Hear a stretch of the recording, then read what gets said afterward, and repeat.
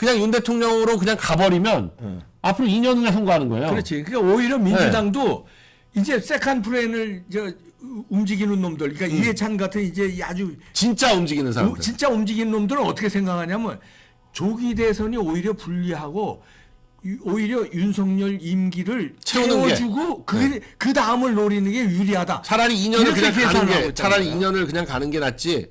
이거 여기서 조기 대선 해가지고 5년을 가버리면 그럼 그 사이에 뭐 지방선거, 뭐 국회의원 선거 다 말아먹는 거죠. 다 말아먹는 거야. 그러니까 윤 대통령은 이건 이제 추측입니다. 윤 대통령은 이렇게 결단할 수도 있어. 뭐냐면 윤 대통령은 승부수를 던지기를 잘하잖아. 이번에 네. 계엄으로도 봤잖아요. 나는 YS보다 승부수를 더 잘 던진다고 봐. 네. 그러면 이렇게 할 수도 있어요. 2년 반, 뭐 2년 한 3, 4개월 남은 거를 네. 좋아. 내가 임기를 1년 양보해도 좋다. 네. 아니, 탄핵에서 살아 돌아오는 거야. 네. 탄핵이 기각돼요. 완전히 살아난 다음에 1년을 내가 양보할 테니 개헌하자. 그 대신 부정선거 완전히 뿌리 뽑는 개헌. 다시 말해서 뭐야 사전선거 없애고 이거 뭐야 수개표 대만식 수개표 그다음에 반국가 체제들 있잖아요. 이 새끼들 그냥 싹 없애는 그 강력한 헌법을 만드는 거야. 그리고 2년 중임 나 1년 손해볼게. 오케이. 이렇게 만약에 승부수를 던지면 이제 임기를 단축해서 이제 살아 돌아와서 개헌 카드로 밀어붙인 다음에 내가 희생하는 것까지 보여줬잖아. 그러면요 국민들이 이 지지율이 폭발적으로 다시 가서 국힘이 앞으로 그러니까 남은 1년 반하고 2년 반인데 1년 손해봐도 1년 반에다가 중임 8년에서 10년 장기적 집권 플랜으로 갈 수도 있어. 그렇게 근데 그거는 용기가 필요한데 내가 볼 때는 윤 대통령은 그런 과감한 승부수도 던질 뿐이다. 네. 예, 이거 자기의 이익을 따지질 않는 분이야. 이분은 자유민주주의 지키고 부정선거 없애고 반체제 없애는데 목숨을 건 사람이기 때문에 난 그렇게도 할 수 있다고 봐요. 그러니까 이봉규의 내피셜입니다. 근데 2월 26일 결심이라는 게 정말 빠른 게 이제 내일부터 연휴잖아요. 그럼 31일 날 쉬는 데들도 많거든요. 그렇지. 저희도 그냥 쉬기로 했어요. 30일 날 나오라 그랬더니 다들 입이 이렇게 나와가지고 그래 그냥 쉬자. 그래 다 쉬면 2월 2일까지 쉬는 거예요. 그럼 2월 3일부터 본격적으로 시작하는 거거든요. 그럼 그때부터 따지면 3주야. 그렇지. 네, 3주예요. 그러면 이재명은 그때부터 시작해서 3주 동안이 이제 이 대통령 놀이의 끝이야. 2월 26일에 결심한 순간부터는 이제 끝난 거예요. 끝난 거야. 재판 결심하면. 그러네. 네. 3주 남은 거네. 3주 남은 거예요. 3주. 이재명의 인생은 3주 남은 네, 이재명은 그 3주 동안 신나게 대통령 은행장도 부르고 재벌들도 부르지. 1위부터 10위까지 재벌들도 불러서 한번 또 군기 잡고 뭐 하고 싶은 거 다 해. 네, 다 하고 실컷 즐겨라. 네, 즐겨라. 관타나무로. 네, 그리고 이제 관타나무. 2월 26일 날 결심하고 3월 12일에 선고를 하면 그다음에 관타나무로 가는 거죠. 선고 받은 다음에. 그렇지. 네. 자, 이재명이가 대통령 놀이를 어떻게 하느냐면요. 저기 은행장들 불러놓고 스카이데일리 알죠? 그 뭐 거기 왜 광고를 국민은행 줬던데 뭐 이러면서 그 광고비 빼라고 압박을 하네. 야, 이렇게 아니 스카이데일리라고 콕 집어서 얘기했어. 근데 스카이데일리는 요즘에 그 부정선거 그러니까 99명 네. 선거 연수원.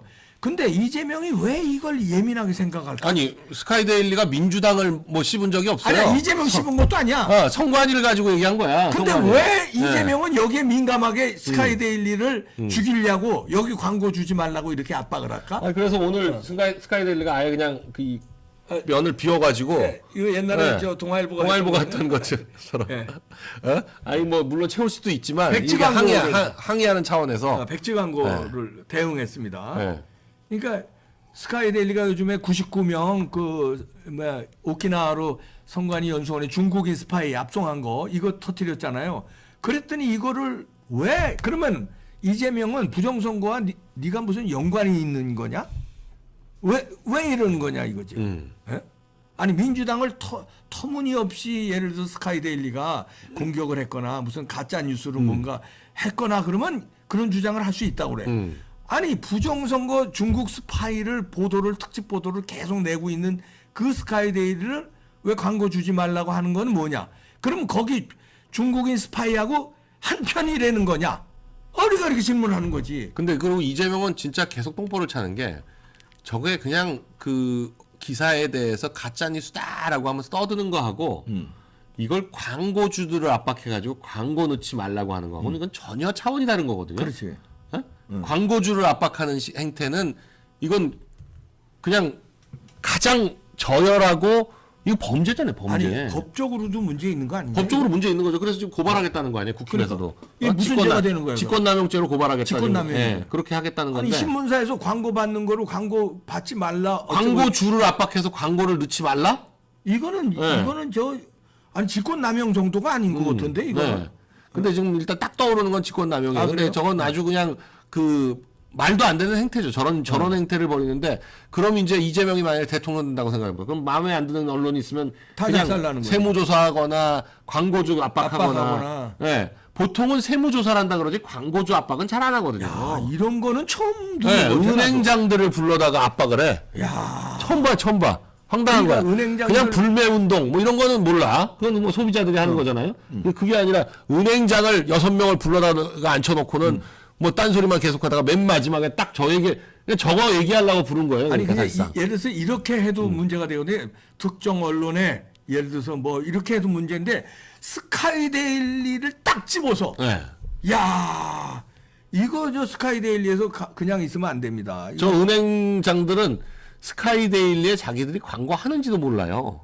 아니 그럼 밑에 실무자들이 아니 그 언론이 얼마나 많아요. 거기 그럼. 광고비 얼마 쓰는지 알게 뭐야. 아니 그걸 국민은행이고 스카이데일리만 해.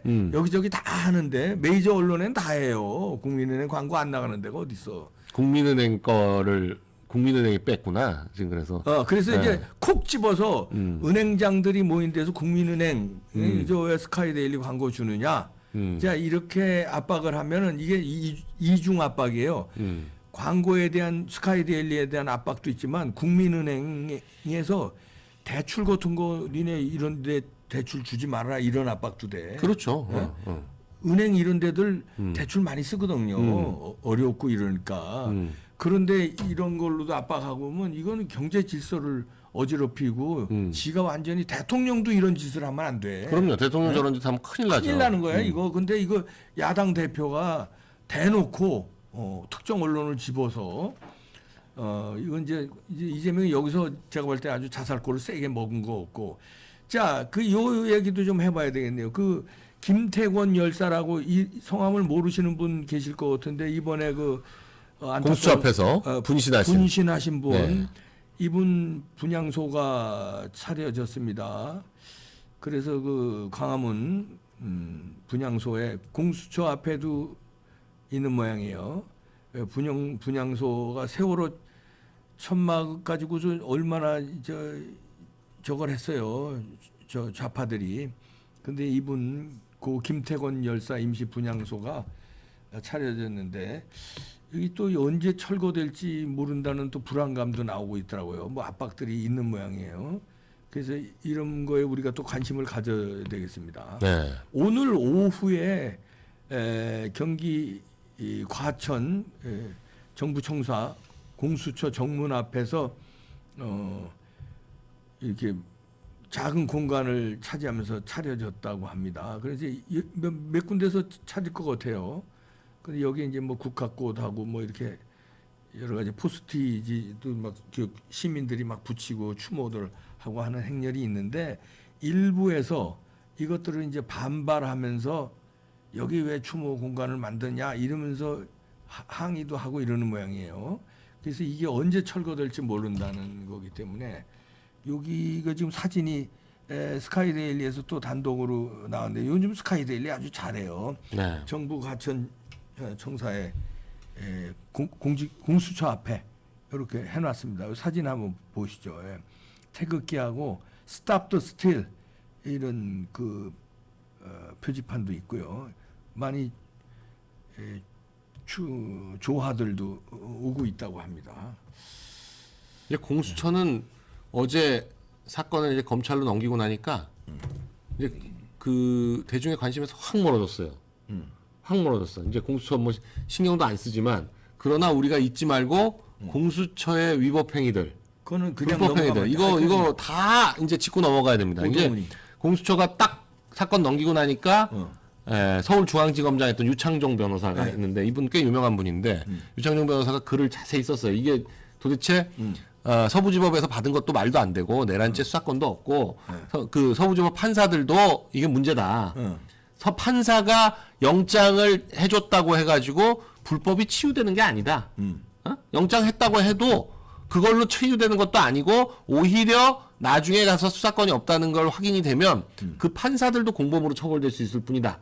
뭐 이런 얘기부터 시작해서 아주 자세하게 문제점을 다 제기했는데 그분만 그런 게 아니라 지금 청주지방법원장 임병렬이라고 청주지방법원장은 임병렬 그 코트넷이라고 판사들끼리 하는 거기 안에서 아주 계속 댓글 달고 대댓글 달면서 계속 문제 제기를 하고 있어요. 이 판사들도 책임 있다. 그 영장 발부한 판사 책임 있다. 이런 판사들 얘기죠. 같이 책임을 당연히 져야 되는 거 아니냐? 그거 어떻게 되는 거냐? 이렇게 의문사로 했지만 사실은 책임져야 된다는 취지로 얘기하고 있는데 지금 중앙지검으로 넘겼어요. 공수처가. 중앙지검은 서부지법이 아니라 중앙지법에다가 연장 신청하겠다는 거예요. 오늘 아마 신청할 가능성이 높은데 신청한다는 건데 서부지법에서 발부한 영장을 중앙지법에서 연장할 수 있느냐도 문제지만 그건 중앙지검 얘기로는 그런 사례가 있기는 있다.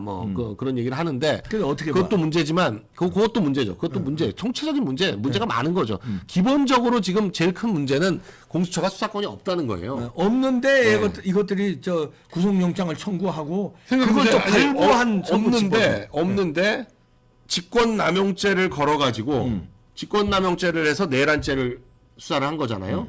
그런데 직권남용죄로는 대통령을 기소를 못해요. 그러니까. 네, 내란죄로만 기소할 수가 있어. 근데 구속영장을 칠 때는 내란죄하고 직권남용죄 이렇게 해놨거든요.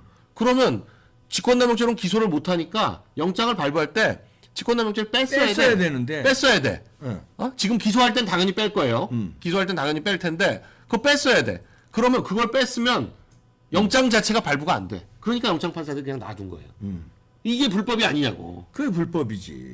그래서 임병렬 법원장이 그 문제를 지적하는 거예요. 영장 발부한 판사 책임 물어야 된다. 이런 얘기야. 책임이 없냐라고 했죠. 물어야 된다는 얘기. 그러면 어떤 책임이야? 그 법적인 책임을 불법 체포에 대한 공범이죠. 그렇지. 네, 불법 체포 공범.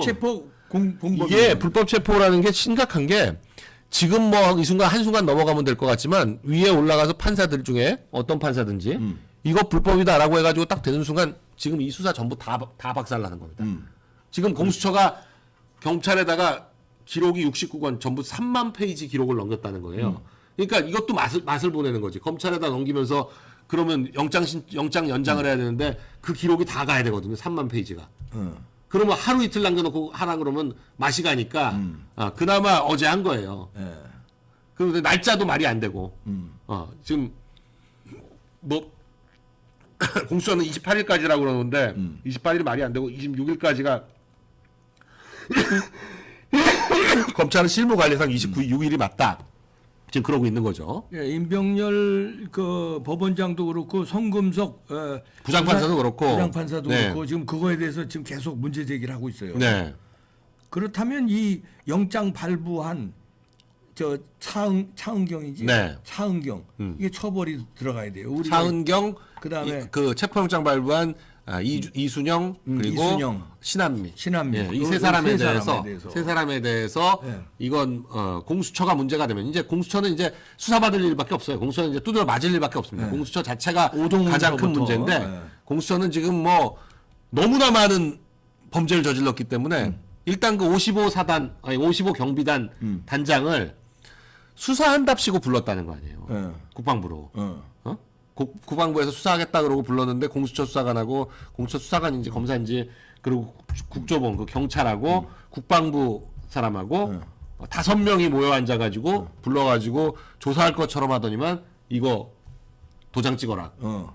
근데 군대가 문서를 그렇게 함부로 막 만들 수 있는 곳이 아니에요. 문서가 아주 딱 문서 양식이 정해져 있고 관입도 절대로 남이 찍어서는 안 되는 겁니다. 오동호는 무조건 깜빵 가지. 그래야죠. 무조건이죠. 오동호는 지금 수사하기 시작하면 바로예요. 바로 깜빵이야. 군사시설보호법뿐만 아니라 뭐 많아 지금 많아요. 여러 가지가 많아. 네, 많아요. 오동호는 무조건 깜빵이고 그다음에 오동은 이 처장, 차장 그리고 부장 검사들 그리고 검사들까지 해가지고 수사관까지 해가지고 제가 볼 때는 그 문제가 되면 공수처에서 한 10명은 가야 돼요. 10명 공수처 10명 깜빵 가고요. 그다음에 영장 발부한 그 판사들도 차은경 등등 3명을 뭐 구속까지는 안 하더라도 셋 다 징계는 무조건 해야 된다. 이 말도 안 되는 영장에 저걸 해줬기 때문에. 자, 불법 체포가 되면 그렇게 되는 거죠. 예, 좋은 얘기도 해보겠습니다. 이진숙 방통위원장이 돌아왔습니다. 네. 이건 뭐 당연한 건데. 오히려 헌재가 8명 중에 4명이나 저거를 인용해야 된다고 했다는 거. 그거는 문영배, 이미선, 정정미, 정계선.